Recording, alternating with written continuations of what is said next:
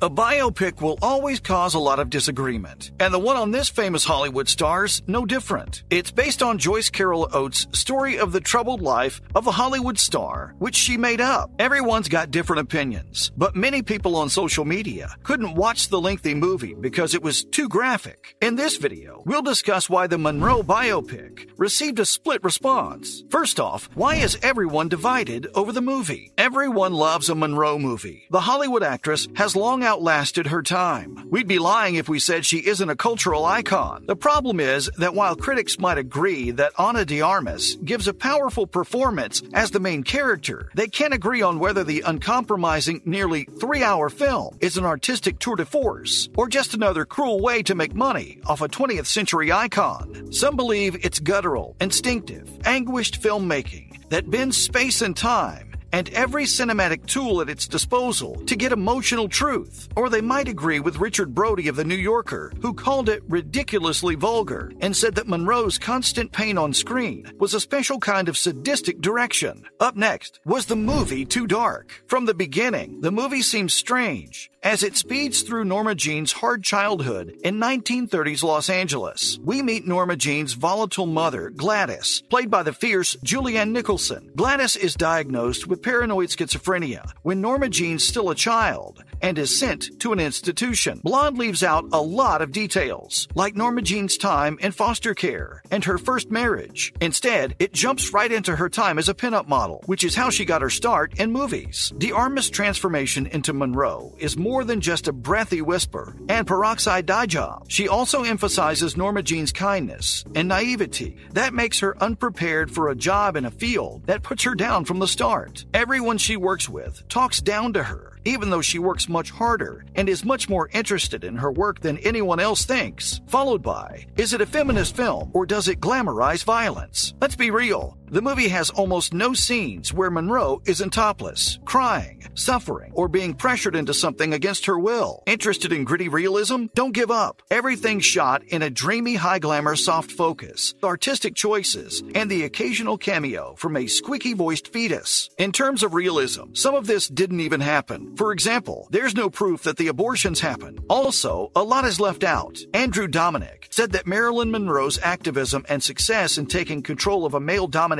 industry weren't really interesting to him. At the moment, biopics about exploited female celebrities have become something of a fetish. These movies call themselves feminist, while lingering lasciviously on the suffering of their subjects. Moving on to, this isn't Andrew Dominic's first controversial biopic. This isn't his first controversial rodeo. Dominic's films have often proved divisive. Many people thought his last biopic, The Assassination of Jesse James by the coward Robert Ford, starring Brad Pitt, was a poetic masterpiece. But just as many people thought it was boring and full of itself, and it bombed at the box office. He probably won't care, though. Dominic tried 11 years to get the movie made. He shared that the Me Too movement against sexual assault is what finally got people interested in the story. Still, he fought long and hard with Netflix over the movie's long running time and violent scenes. The crew filmed in real places where Monroe was born and died, and Dominic said that the shoot took on elements of a seance. He also added that De Armas' performance made her a star. He said that De Armas worked with a vocal coach for months to get rid of her Cuban accent and find a voice that fits Monroe's character and her own, so it doesn't look like he regrets making the movie like it is. He insisted that the movie was demanding to make and that he didn't care if the audience liked it or not. He still believes that we'll grow to like it over time. Last but not least, Ana de Armas is at the heart of the movie. No matter how you feel about the movie, we can't deny the actress did a great job at playing Monroe. Movies are about taste, and taste is a matter of opinion. We rarely agree on how good or bad a movie is. Ana de Armas' ability to become the diamond-shod, sequin-clad Hollywood sweethearts, the impressive part of this film. She moves with complete grace and speaks in the softest whispered falsetto, as if she's always stuck in a library. Still, her attempt at a Californian accent has been criticized for having hints of Cuban Spanish in it. She gets Monroe to show every bit of pain, unease, and torment, showing how her childhood was ruined by a lack of love and too much regret. The Knives Out star successfully combines all of these traits to create this explosion of a woman who doesn't belong in a man's world. It's almost impossible to argue that De Armas does a great job playing Monroe, even if her character's based on on a sadistic twist of the truth. Finally, it's a complex movie. In the end, Blonde's a complicated and sometimes flawed portrait of a woman who's loved and admired by many. It seems to take away the positive feminine qualities of a woman who was a leader in freeing women from old cultural expectations. It makes sense that the performance has been praised. But why hasn't the movie? In the end, this is more of a portrait of Norma Jean than of Marilyn Monroe. It's a sad movie about Norma's problems. Some of them love Marilyn. Some of them hate Marilyn. What does that have to do with me? She says in the movie. And maybe that stands true for this biopic too. Now for some other related news you might have missed out on. Starting off with Barbarian Season 2 on Netflix. Barbarian Season 1 on Netflix shocked us in 2020, quickly becoming the most famous original show of the year. Soon after the first season came out, Netflix gave the go-ahead for a second season. This got us excited. It was announced that Season 2 would be back on Netflix in 2022, and it looks like we might get to see it this winter. 6 episodes, each about 45 minutes long, will make up Season 2. We'll definitely see the old cast members, but we'll also see a few new ones, according to the renewal. This season, Stefan Ruzovitsky and Leonard Ruff will both act and direct the series. There are many theories about the barbarian emperor, Fulkwin Wolfspear's betrayal, and the war with Rome that's still going on. This means that there will be a lot of fighting going on this season. Also, a big part of what happened in the first seasons, still a mystery. Last year's season was the 8th most watched non-English show on Netflix. Let's see how this year goes, because we can't wait for it to start. Let's talk about Season 2 of The Lincoln Lawyer on Netflix. In May of this year, The Lincoln Lawyer made its big debut on Netflix. The legal drama based on Michael Connelly's book of the same name did well in Netflix Top 10. But when will Netflix add the next season of the Mickey Holler saga? In The Lincoln Lawyer, Manuel Garcia Rulfo plays Mickey Holler, a lawyer who works from the backseat of a Lincoln Navigator and takes on a famous billionaire's murder case. Becky Newton and Nev Campbell play Mickey Holler's ex-wives. Jazz Raycall and Angus Sampson play his friend and investigator, respectively. All of these awesome actors make the courtroom drama a must-see. Netflix renewed the show for a second season in June, and we're sure that this show, which has the potential to last a few seasons, will be great. Even though filming's set to end in March 2023, which makes the release in the fall of 2023 more likely, Season 2 could come out as soon as late summer 2023. That's just a first guess for when Mickey will come back. The season could come out in October or November 2023. Lastly, controversy continues over the Jeffrey Dahmer movie. The Netflix drama about serial killer Jeffrey Dahmer has many viewers, but some people say it's insensitive. Dahmer's crimes included cannibalism and necrophilia. He was convicted in 1992 and killed in prison 2 years later. Netflix has also been criticized for initially putting it in the LGBTQ category. That tag was later removed. IndieWire says that despite the controversy, the show has the streaming service's highest first-week viewing numbers for a brand new series since its rating system started in June 2021. Evan Peters plays Dahmer on the show. It was watched for 196.2 million hours in its first full week and is now the #1 show on Netflix in more than 60 countries. Netflix has been asked to respond to the criticisms. That's a wrap for this video. What do you think of how Blonde showed Marilyn Monroe? Is it too dark, or do you like this biographical retelling of her life? Let us know in the comments below. Make sure to give this video a thumbs up and subscribe to our channel for more videos like this. See you in the next one.